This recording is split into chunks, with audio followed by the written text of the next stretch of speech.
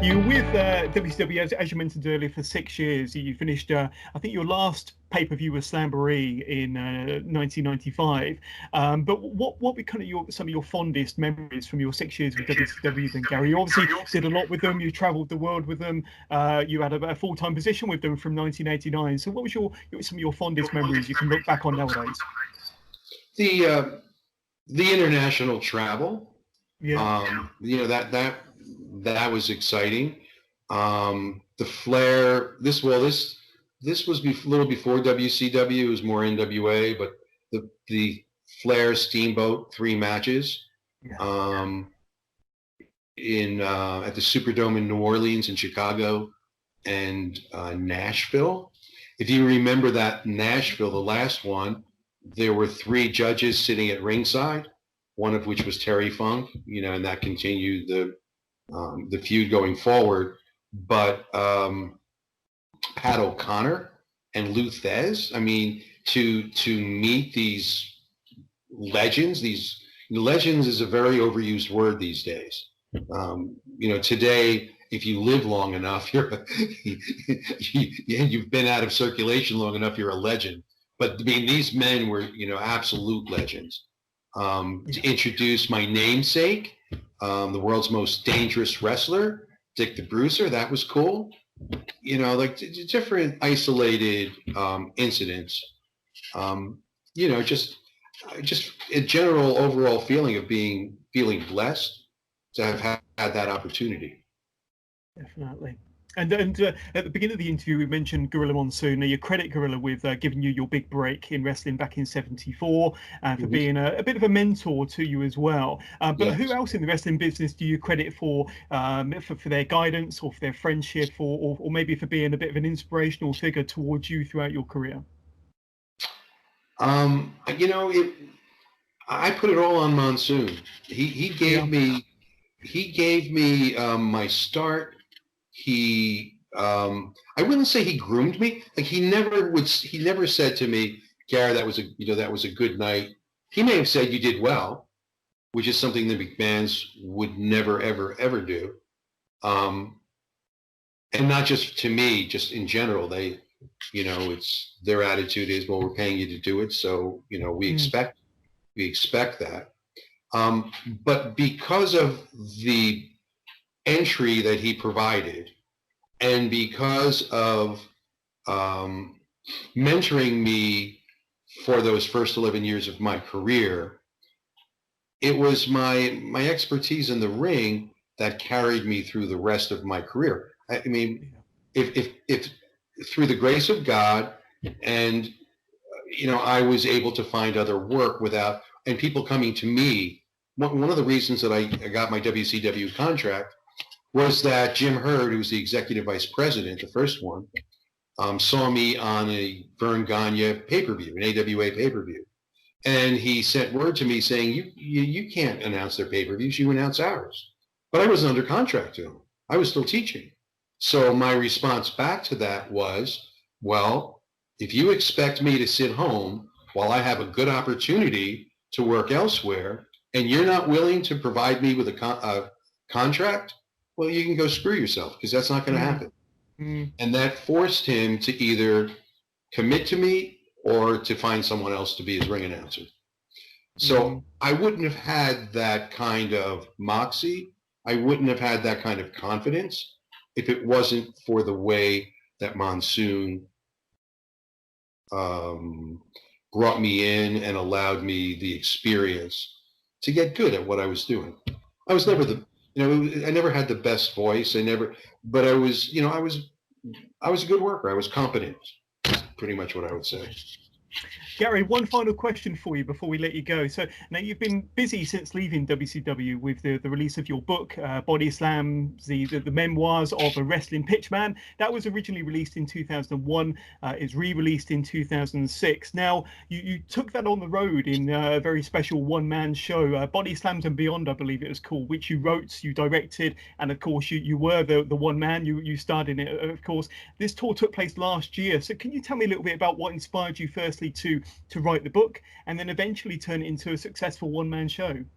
Well, this comes from my education background as a teacher.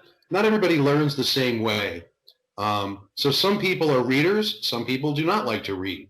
So it was my way of communicating a lot of the stories and the information visually and through storytelling to people who wouldn't have read the book. And it was just another presentation of the information of my Bodyslams book. It just made sense to me at the time. And again, it was a lot of fun. In fact, I would love to bring this show to the UK. So you need to ask, yeah. You need to call up Powers That Be. I mean, come on, use your influence. Get me over there. I might do that. There are quite a few conventions now where we get a lot of the stars from the States over once or twice a year. So I might drop them an email and mention your name. That would be good. But I was going to ask whether you were coming over to the UK. So maybe that's something that that I can look into for you. But Gary, I just want to thank you so much for coming on the podcast today, for giving us your insight in your many years of being a ring announcer for promotions all over America and traveling the world, and all of your wonderful stories. So thank you so much for coming on the Wrestling with Johners podcast today. I appreciate it. And I love getting out still, and I do guest ring announcing in addition to my stage show and appear at conventions. I've got a huge event coming up on December 14th in Knoxville, Tennessee, here in the States, where we're going to celebrate the contributions to pro wrestling of beautiful Bobby Eaton. We're going to pay tribute to him. So I'm going to fly into to Knoxville to be part of that tribute. If there's anybody in that part of the world, it's on Saturday, December 14th. Come on out, and Bobby's going to be there, but he doesn't know about it. And we can talk about it online because Bobby doesn't have a clue about what a computer is. I'm serious. Because it's being advertised all over Twitter and Facebook and so forth. That's something else. And Bobby he would just never know about it because he's not, computer literate. He could care less. That's fine. Yeah. I mean, that's just who he is. And that's part of what makes him charming. He's just a wonderful, wonderful man.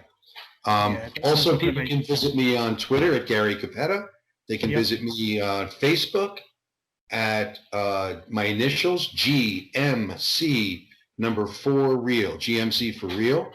And if you go to my page on Facebook and you click on fan subscription, you might want to get hooked into that. It's only $1.25 a week. It's $4.99 a month. And I have a very successful Facebook page, but I save some of the more exclusive behind the scenes content for the subscribers page. I do interviews. I did a series of interviews with second generation wrestlers. So like Larry Zbyszko's son, Harley Race's son, Brian Pillman's son. It was Alpha the Samoan grandson, Samu's son. So there's some really cool content on my subscribers page on Facebook. So that's GMC for real.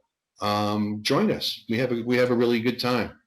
There we go. I'll definitely be giving it a look. But thank you once again, Gary. Are there any more plugs? Your book is still available, I'm guessing, and you finished touring for now, though, haven't you? Do you plan on doing any more dates around the US? I do. There are a couple of promoters who've asked me about bringing the show out. So nothing's finalized, but I haven't hit every part of the US. So and I haven't been to Europe with my show, and I haven't been to Canada. So I'm ready and roaring to go. I mean, it's a fun thing to do.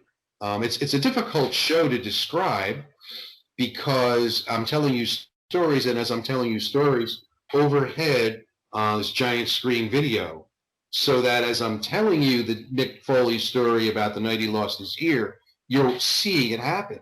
There actually was a fan who had a camcorder that night that snuck it into the building, and I have the entire match on tape. So you see where he gets his head into the ropes, you see the punch from Vader, and you see the ear fall off his head. I mean, so it's really it's a fun night. it's educational, but in a fun kind of way. Yeah, it sounds very interactive, but that sounds Yes, fantastic. it is. And we'd love to get you over here in the UK. But thank you once again, Gary.